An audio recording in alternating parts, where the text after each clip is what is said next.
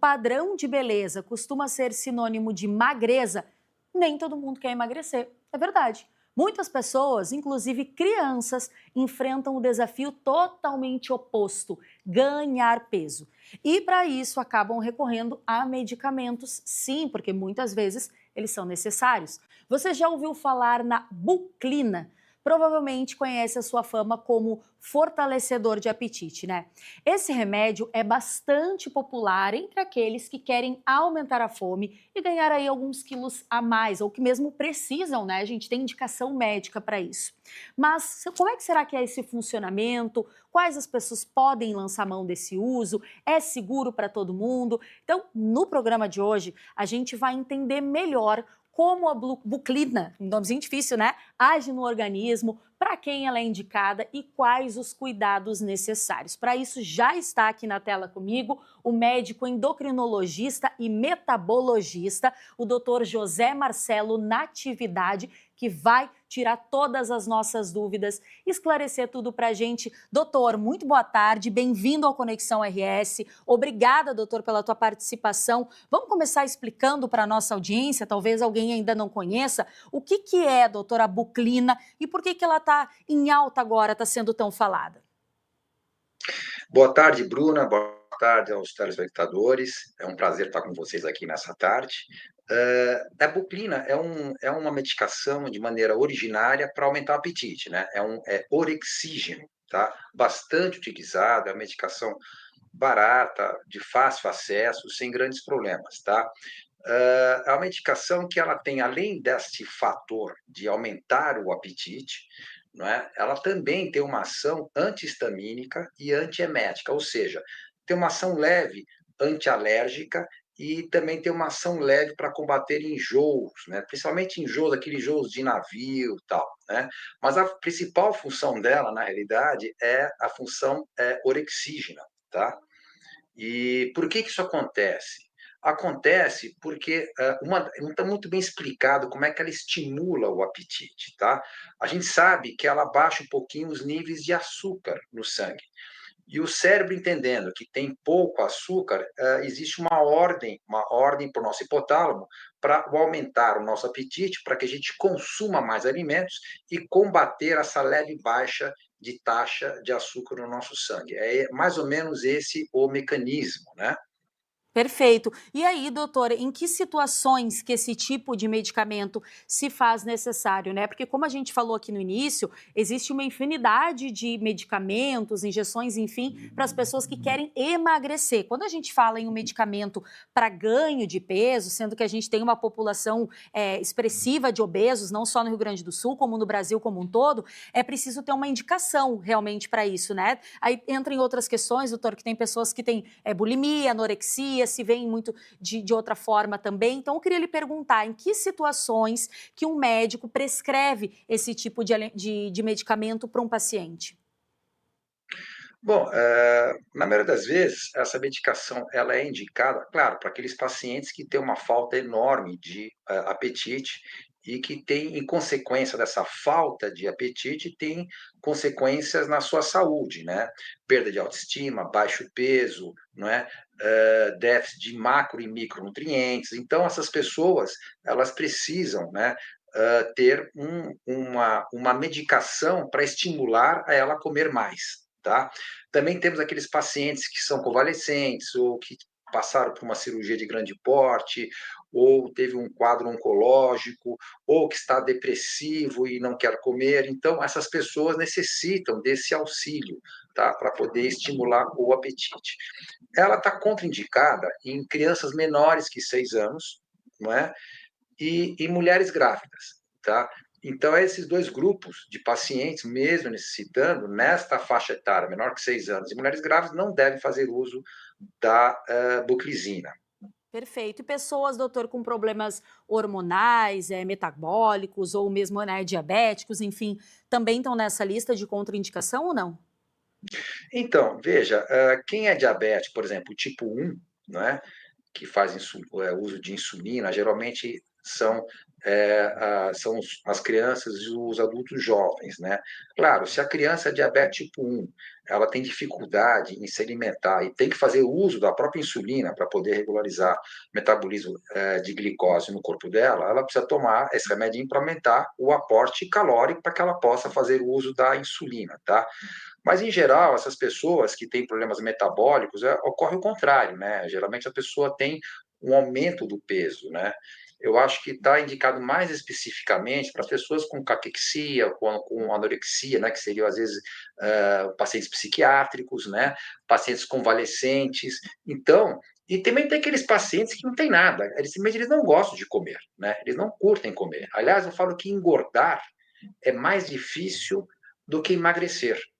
Porque você comer sem vontade, sem prazer, é muito difícil, não é? Eu brinco que a comida tem gosto de areia, né? E essas pessoas têm que ser convencidas que elas precisam comer. O primeiro estímulo a essas pessoas que não têm nada, apenas não gostam de comer, é fazer com que o sistema nervoso central mande uma ordem, coma. Aí ele vai lá e come, né? Entendeu? Ele come por necessidade, entre aspas, e não por ansiedade, e não por compulsividade. E essas pessoas, doutor, que não gostam de comer, quer dizer, não têm apetite, não vê prazer na comida, isso é algo do cérebro mesmo, doutor? Ou é só um jeito, é um comportamento? Ou a medicina já viu que está muito mais associada a uma disfunção cerebral, digamos assim? Na realidade, eu falo que são perfis de pacientes, tá? Nós temos dois grandes grupos, eu brinco, né? Para quem tem problema de peso, claro, a causa é um excesso de absorção calórica via alimentação, geralmente essas pessoas jogam as suas emoções na alimentação. Então, comer é um ato de prazer, né? Ele com apetite ou sem apetite, tá? Já as pessoas que têm dificuldade de ganhar peso, elas não têm esse mesmo prazer, elas não jogam as emoções em cima da alimentação. Elas comem por necessidade apenas, entendeu? Ela vai lá, come um pedacinho, ou por curiosidade e tal, mas ela não joga a emoção em cima da alimentação. Ela não repete o prato, ela não fica beliscando, né? Então, é um outro perfil. E geralmente as pessoas muito magrinhas, elas têm isso muito acentuado, né? Elas não gostam de comer, né? Se tiver, por exemplo, elas estão lá num almoço, se for um buffet, por exemplo, ela vai tacar a fruta, ela vai pegar uma saladinha, né, uma proteína quando mais, diferente das pessoas que têm problema de peso, que elas vão atacar os carboidratos, as gorduras, aquilo que apetece, né? Eu falo que apetece a alma, né? Não somente o corpo. Exatamente. E aí, doutor, ainda falando desse comportamento, né? Quer dizer, quando esse medicamento entra na corrente sanguínea, entra ali no cérebro, faz as funções que ele tem que fazer. Eu fiquei com uma dúvida. Ele aumenta esse apetite e aí faz essa diferenciação? Quer dizer, essa pessoa tem fome de tudo, quer dizer, de coisas doces, de massa, de lasanha, ou ela apenas tem mais fome do que ela já tinha antes? Ela come uma salada, mas come em mais quantidade. Muda também essa vontade, esse desejo por alimentos específicos? Como é que é a ação desse medicamento na prática ali? Desse desejo, né, em relação à comida? Excelente pergunta, viu? Na realidade, essas pessoas vão ter um estímulo para comer mais, né?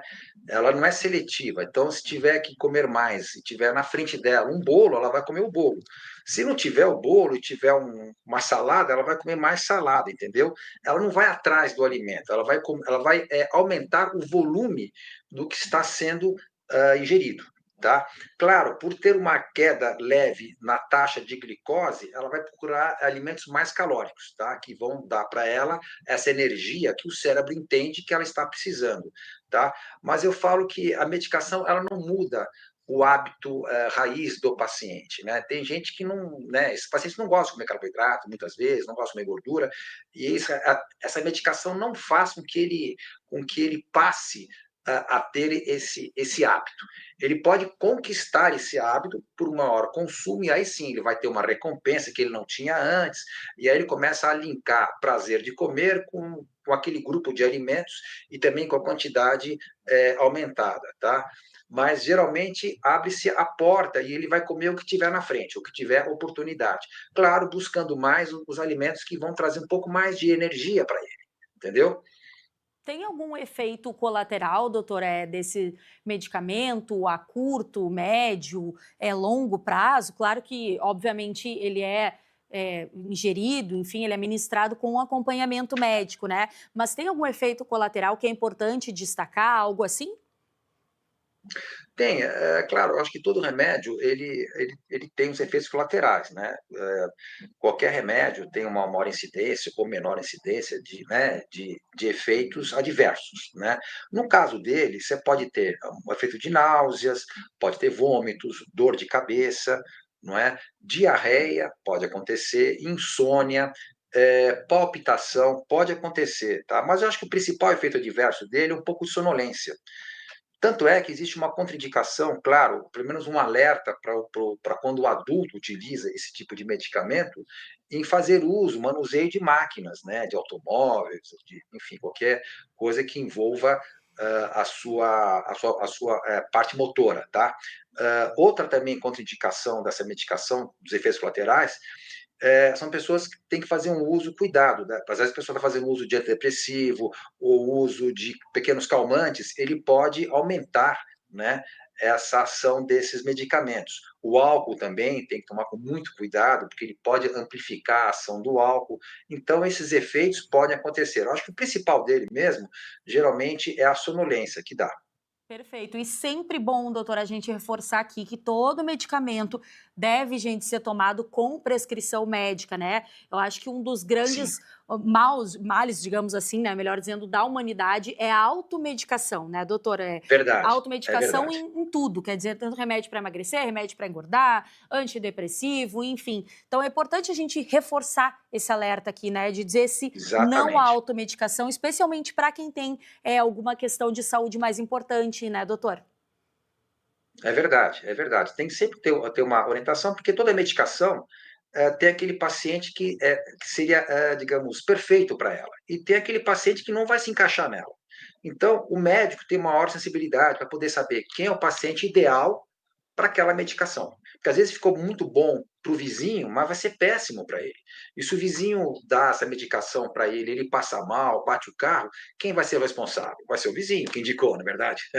É verdade, doutora. Então tá, obrigada, doutor médico endocrinologista e metabologista. Tabulogista. Isso, é difícil também, que nem a Essa buclina, né, palavra é doutor? difícil. Essas nomenclaturas. O doutor José Marcelo Natividade. Doutor, gostei muito do nosso bate-papo, obrigada pela tua participação. Acho que a gente conseguiu esclarecer aí, a gente fala, como eu disse, né, de remédios para emagrecer, mas tem também quem precisa engordar, e a gente às vezes até leva na brincadeira, né? Como assim quer engordar? Eu tô querendo É emagrecer, tu tá verdade. querendo engordar. Mas, de fato, muitas vezes é uma patologia, né, gente? É algo de saúde, precisa ser olhado dessa forma, precisa ser respeitado e tratado como algo que realmente precisa de uma ajuda maior. Doutor, muito obrigada, viu?